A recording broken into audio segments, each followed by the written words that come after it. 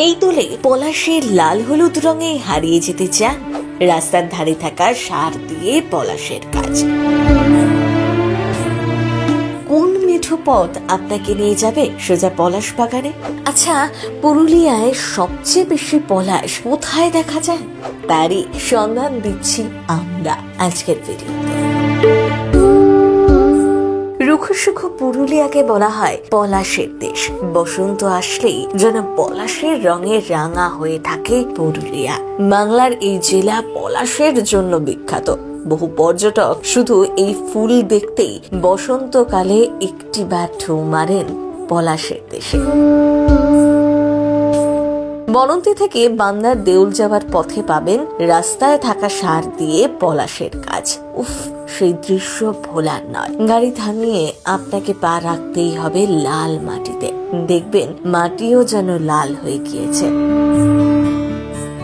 সবচেয়ে ভালো হয় স্থানীয় মানুষদের সাথে কথা বলে জেনে নিন কোন মেঠো পথ আপনাকে নিয়ে যাবে সোজা পলাশ বাগানে। তারাই ভালো বলতে পারবে। এছাড়াও চলে যেতে পারেন কুহুবুরুতে। সেখানে গাছ ভর্তি পলাশের দেখা মিলবে। ইনস্টাগ্রাম রিলসের জন্য দুর্দান্ত। আর উপরি পাওনা ট্রি হাউস বা টেন্টে রাত্রি যাপন। আর অবশ্যই চেখে দেখবেন শালপাতা পোড়া চিকেন। আর যদি সত্যি পলাশের লালে লাল রং দেখতে চান তবে চলে যান মাঠাতে। এই জায়গার পিছনে পাহাড় এবং রাস্তার দুধারে সারি সারি পলাশ গাছ। এমন দৃশ্য মোবাইলে ধরে রাখতে হলে যেতেই হবে মাঠায়। গাছ থেকে পলাশ ফুল পারবেন না, গাছের নিচেই পড়ে থাকে ফুল। আর সেগুলো দিয়ে মালা বানিয়ে পরে নিন হাতে কলা। নিয়ে আসতে পারেন সঙ্গে করেও, তবে গাছের ক্ষতি না করাই উচিত। নেতুরিয়া ও সাতরের কয়েকটি এলাকাতেও হলুদ পলাশে ভরে উঠে গাছ। অনেকে আগে থেকেই খোঁজ নিয়ে আসেন ফুল ফুটেছে কিনা।